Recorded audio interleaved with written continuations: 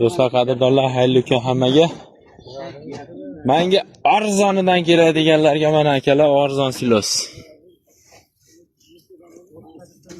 Sariq holatda. Jaguar o'rmagan, don yoki KS200 o'rgan. Maral o'rganmi yana bilmadim.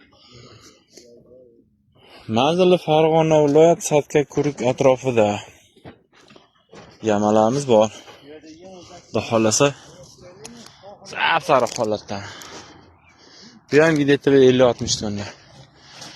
Dastavka Chimyonga ketyapti mana. Xudo xolasa 18 kilolik qoplangan.